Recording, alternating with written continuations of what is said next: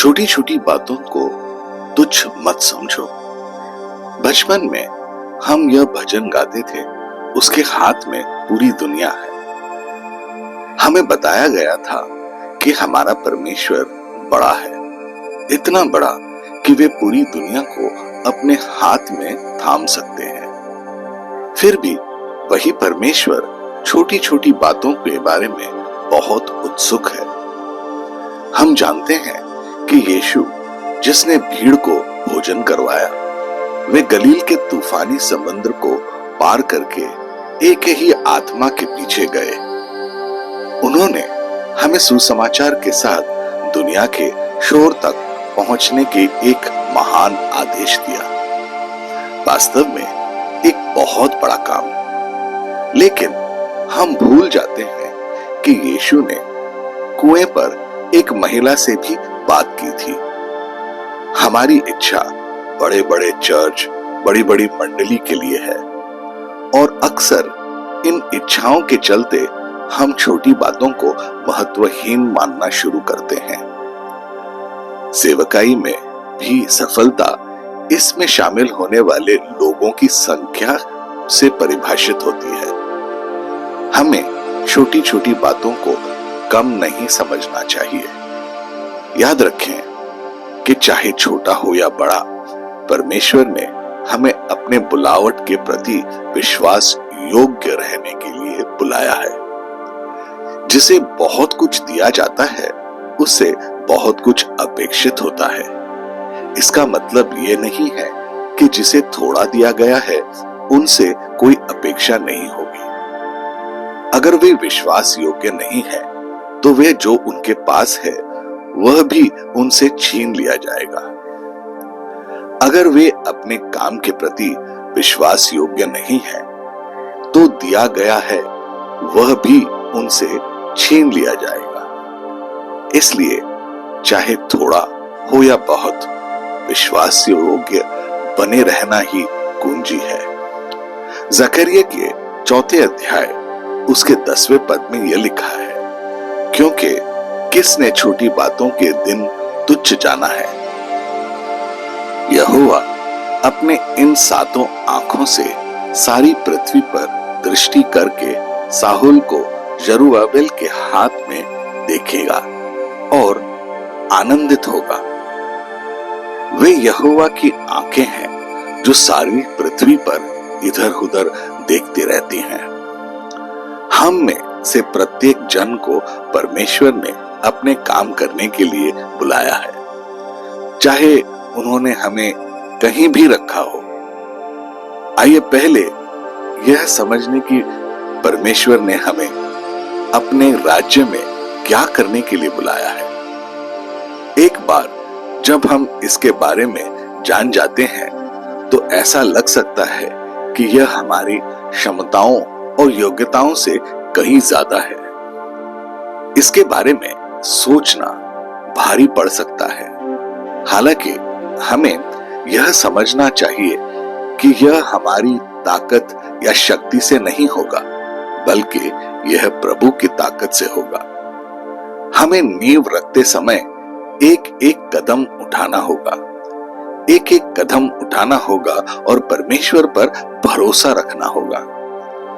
आज जो भी बड़ा है, चाहे वो कोई भी संगठन हो, कोई भी संगति हो या कुछ और, क्या वह शुरू में से ही बड़ा हो गया?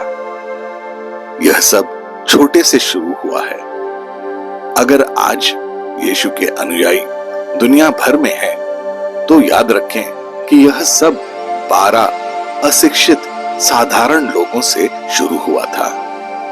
अगर यीशु ने आज हमें छुआ है, तो आज ही उनके राज्य के बारे में सब कुछ जाने की उम्मीद मत करो। जकरिया 4 अध्याय उसका 6 पद में लिखा है, तब उसने मुझे उत्तर देकर कहा, जरुब्बाबेल के लिए यहोवा का यह वचन है, ना तो बल से और ना शक्ति से, परंतु मेरे आत्मा के द्वारा होगा। मुझ सेनाओं के यहोवा का यही वचन है। अगर परमेश्वर ने इसे होने के लिए व्यवस्था की है तो वही होगा। हमारे समय में नहीं बल्कि उनके समय में, हमारे शक्ति से नहीं बल्कि उनके शक्ति से, और कोई भी इसके रास्ते में नहीं आ सकता। इसलिए परमेश्वर हमें छोटी शुरुआतों को तुच्छ ना समझने के लिए कह रहे हैं। कोई भी रात बड़ा नहीं हो जाता, वे हमें बड़े दिन के लिए तैयार कर रहे हैं। और जब हम ऐसा कर रहे हैं तो हमें शुरुआती सबक को नजरअंदाज नहीं करना चाहिए। जब हम छोटी छोटी चीजों में विश्वास योग्य होते हैं तो परमेश्वर बड़ी चीजों के लिए हम पर भरोसा कर सकते हैं और करेंगे। लूका रचित सुसमाचार उसका 16वां अध्याय उसका 10वां पद कहता है, जो थोड़े से थोड़े में सच्चा है वह बहुत में भी सच्चा है, और जो थोड़े से थोड़े में अधर्मी है वह बहुत में भी अधर्मी है। तो अब हम परमेश्वर के बुलावट के बारे में जानते हैं। तो क्या हमें लगता है कि हम चलने से पहले दौड़ना शुरू करेंगे? क्या हम उनका हाथ थामकर एक बार में एक कदम उठाएंगे? आइए प्रार्थना करें।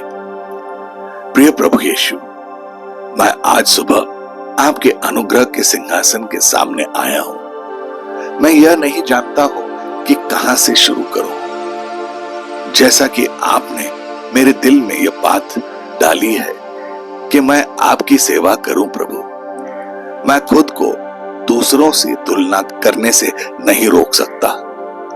प्रभु, कार्य बहुत बड़ा लगता है और मुझे नहीं पता कि मैं आपकी मुझसे की गई अपेक्षाओं पर खरा उतर पाऊंगा या नहीं।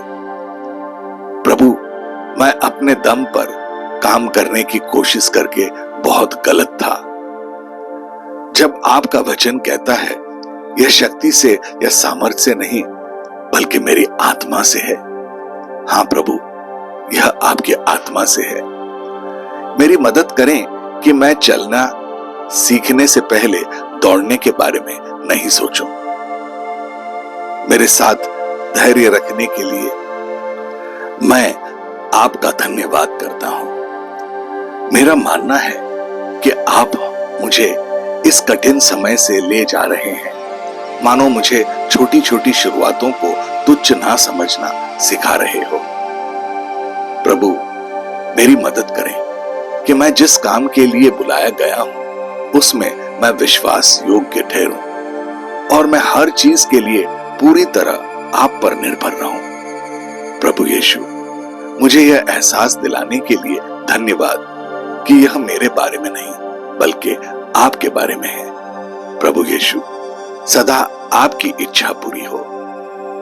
यह प्रार्थना मैं आपके अद्भुत और अतुलनीय नाम से करता हूं। आमीन और आमीन।